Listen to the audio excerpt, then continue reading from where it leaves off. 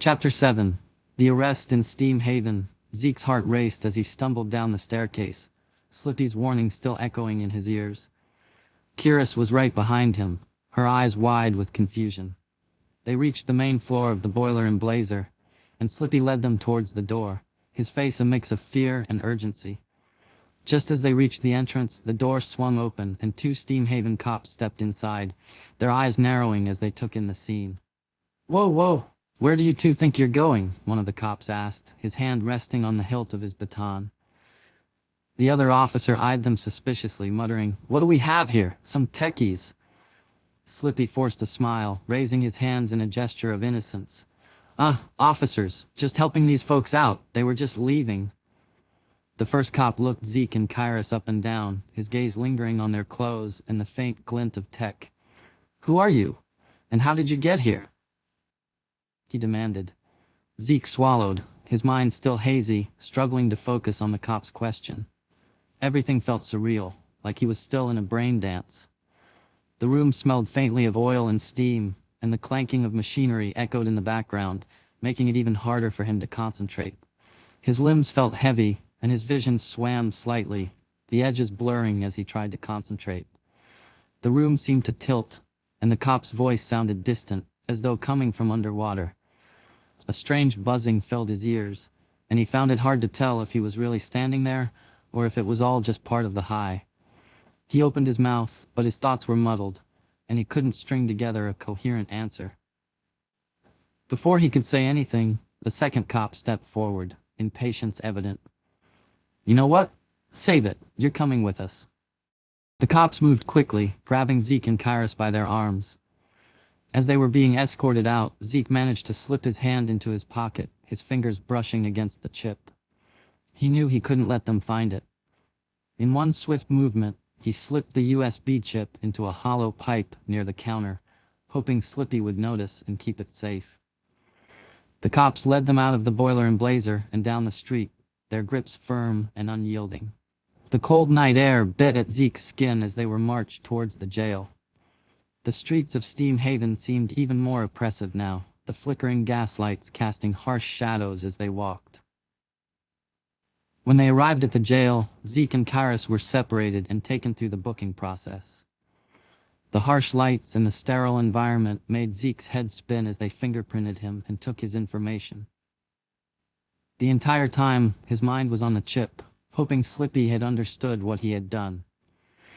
After they were booked, they were led to an interrogation room, the metal door clanging shut behind Zeke as he was shoved inside.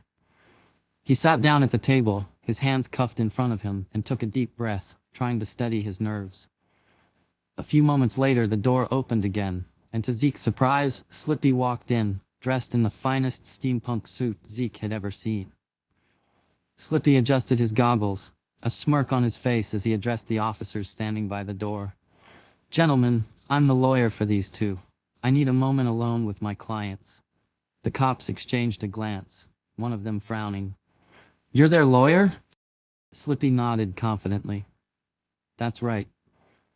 And I must remind you that according to the Steam Haven Charter of Civil Liberties, Section 14, subsection B, it is illegal to detain individuals without probable cause of a crime being committed. Furthermore, per the Habeas Corpus Act of 1863, which is still applicable under Steam Haven jurisdiction there, for losing your qualified immunity. And we don't want that, do we? My clients are entitled to immediate release, unless clear evidence of wrongdoing is presented.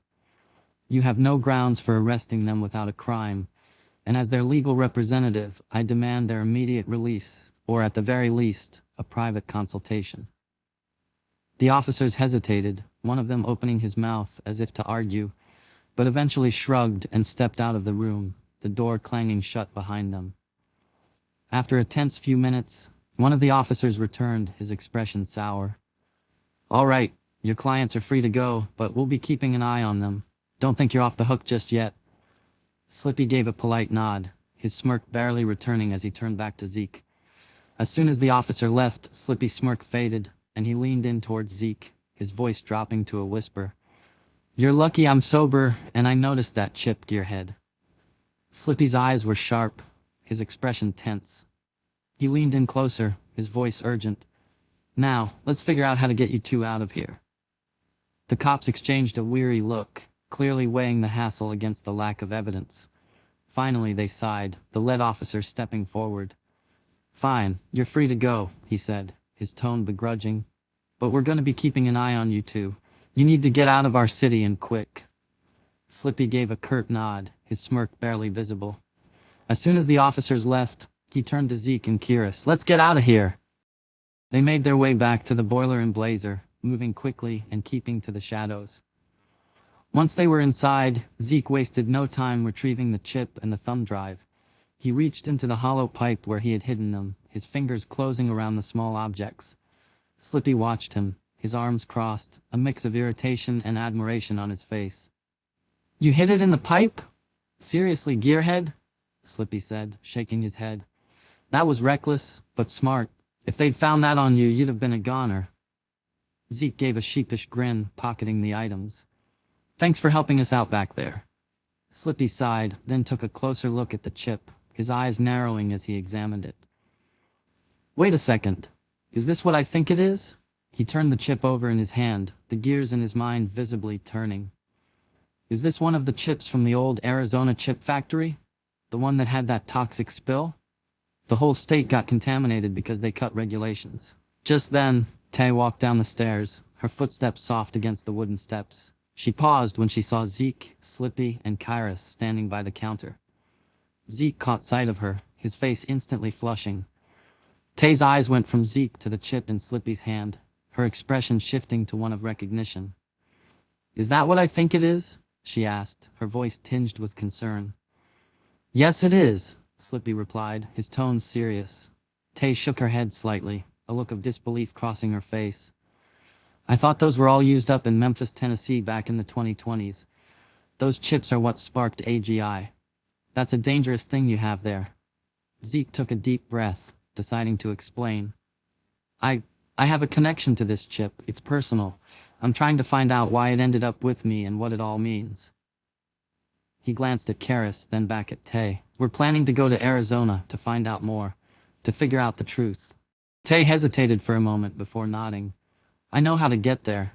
I can lead you if you want. But you need to know, it's pretty far, and Arizona has been abandoned for years. It's dangerous. Zeke's eyes were resolute. I'll take the risk. If it means I can finally shut down the algorithm that's causing all this chaos, it's worth it. Slippy chimed in with a grin. Sounds fun. I've got a steam-powered roadster called the Iron Steed, no relation. We can use, if you all are okay with me joining. Zeke and Kyris exchanged a look, their faces lighting up. We'd love to have you join us, Kyris said, her voice filled with enthusiasm. With that, they waited until the cover of darkness, the tension in the shop palpable as the hours dragged by. Slippy peered out through the blinds every so often, muttering about patrols and nosy neighbors. When the streets finally quieted, Slippy motioned for them to follow. All right, now's our chance. Stay close, he whispered, leading Zeke and Kyris out a back entrance. The air was still and cold as they slipped into the shadows, sticking close to the walls of the narrow alley. Slippy guided them through a maze of side streets and hidden pathways until they reached a nondescript garage tucked behind a row of crumbling buildings. He unlocked the heavy doors, revealing his Iron Steed, an elaborate vehicle that looked like a cross between a vintage carriage and a mechanical beast. As Slippy turned the ignition, the Iron Steed let out a deep, rhythmic chug, followed by the hiss of steam escaping from its brass exhausts. The sound was like a symphony of machinery, with the grinding of gears and the whoosh of steam adding to its steampunk charm. It was a patchwork of brass, gears, and intricate pipework, with large steam-powered wheels and copper exhausts protruding from the sides. The cabin had plush, worn leather seats and a complex dashboard filled with gauges, valves, and levers. Slippy moved piles of legal papers off the seats, clearing space before they climbed in. The road ahead was uncertain, but they were ready to face whatever came next.